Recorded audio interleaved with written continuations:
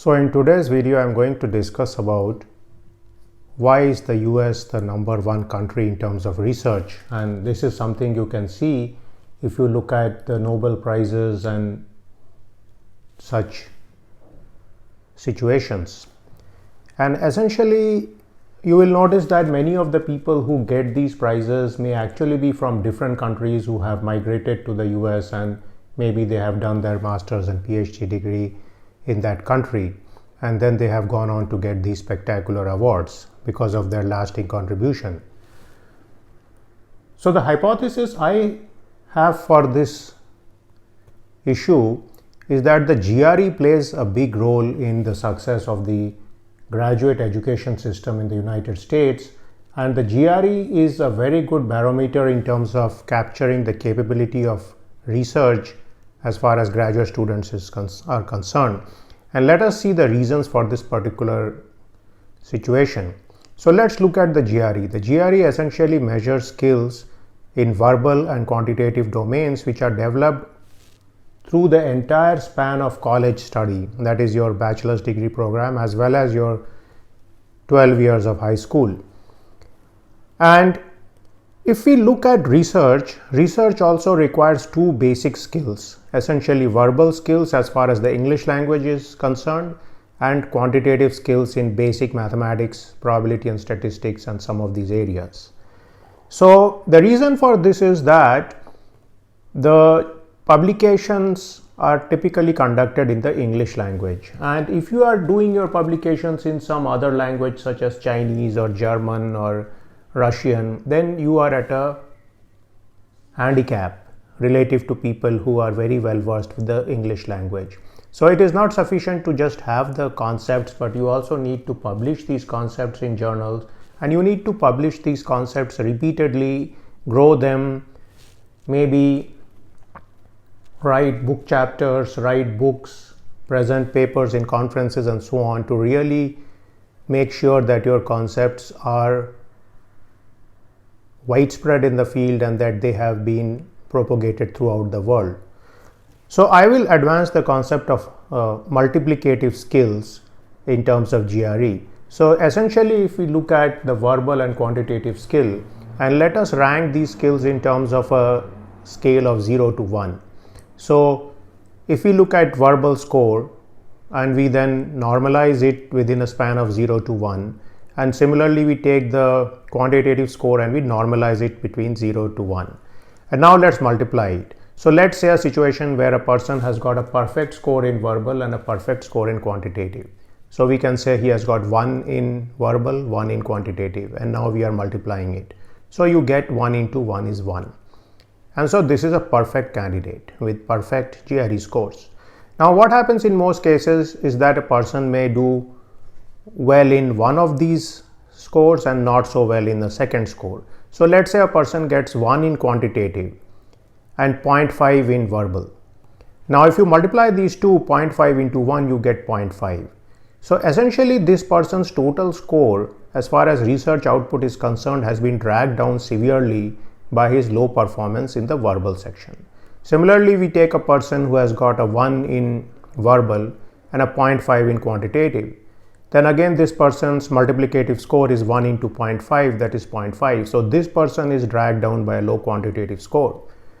Now let's take a situation where a person is kind of mediocre in both these domains. So he got 0.5 in verbal, 0.5 in quantitative. When you multiply these two, you get 0.25.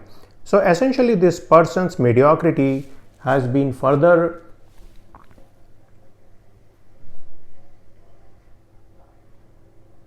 amplified by the multiplicative factor. So this is very frequent situation as far as research is concerned, is that if a person is very good in mathematics but is weak in verbal skills, then this person's research capability, research output, and capacity to make a huge impact in the field is greatly diminished, and vice versa.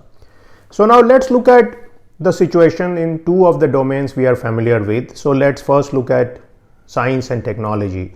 So in science and technology domain, if a person is doing a PhD or a master's program, this person has typically come from a bachelor's degree program in these quantitative fields. So we expect the quantitative performance will be very good in GRE.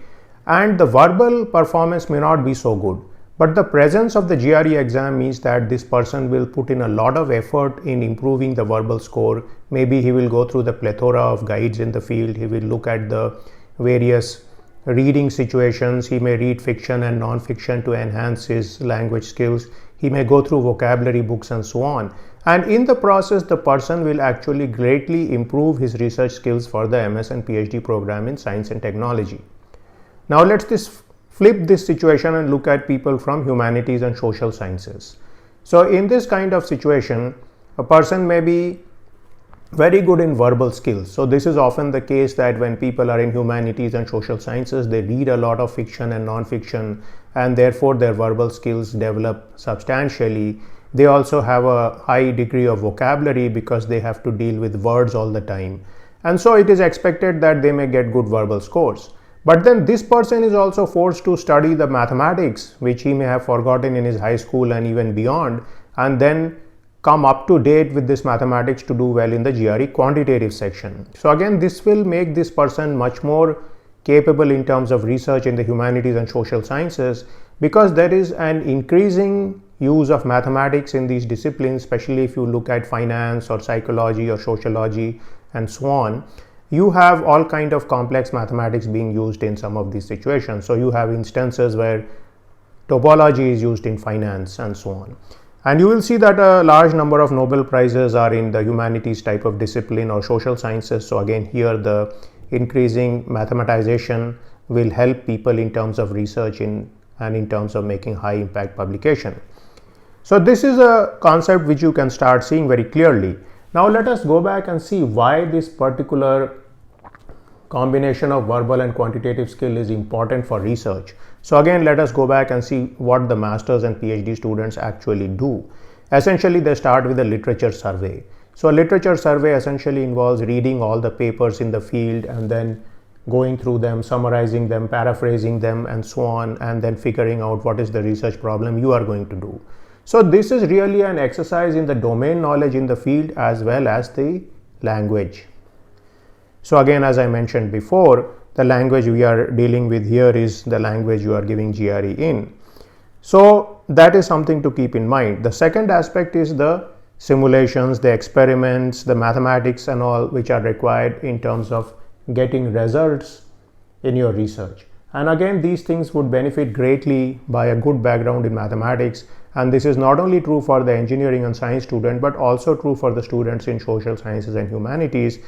Because even if you want to do case studies or you want to do situations which require experiments and so on, you would require a mathematical mind and you would require a good knowledge of statistical sampling methods and so on, or even Monte Carlo simulations to basically get good results in these domains. So again, here the verbal skills will be required and the quantitative skills will also be required by both these type of people. Now finally, when we look at the output of these programs, you need to write a PhD thesis and a master's thesis. So again, this would require a lot of writing capability as well as mathematical and domain knowledge. You would also need to publish several papers in the field. Again, you would require the domain knowledge, you would require mathematical skills, and you would require verbal skills. So we can clearly see that verbal skills become extremely important as far as the graduate study is concerned, and the people who are doing these masters and PhD degrees essentially form the set from whom the faculty members at the various US universities are selected. So again, these people get a big edge in terms of their capability in both English and mathematics, and then these people are very well equipped to go on and do very well in their life. So now how can you use some of these concepts? One of the reasons to know this particular approach is that if you are giving GRE, then you can scale your score between 0 and 1 for the verbal and quantitative part and try to get a score greater than 0.9 in terms of the multiplicative score. So of course, if you got perfect score in verbal and quantitative, then you would have 1 into 1 is 1. That's perfection. But most people would get something below. So maybe you get 0.9 into 0.9.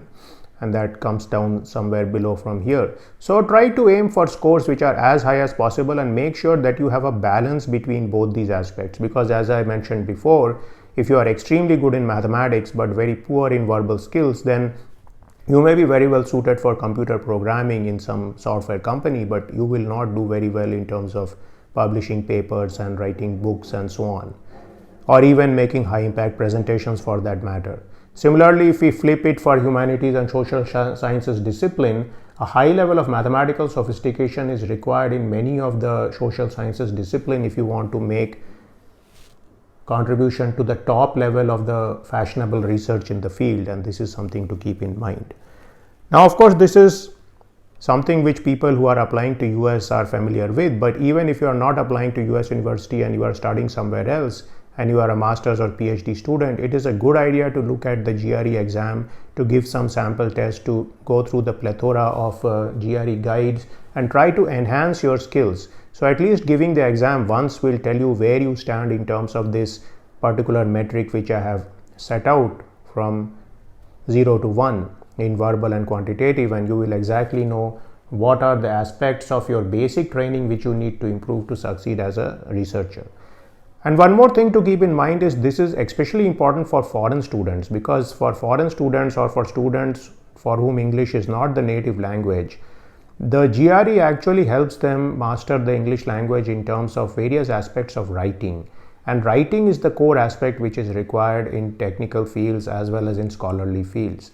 So if you are a native speaker of the English language and you are from one of the English speaking countries, then this is less of a problem if you have learned the language very well.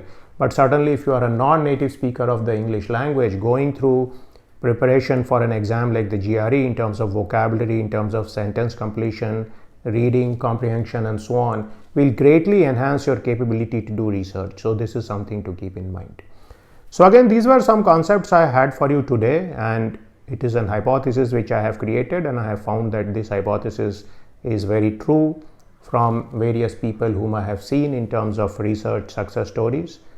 And so I hope you enjoyed this video. Please stay tuned to my channel for more videos on such topics. Thank you very much.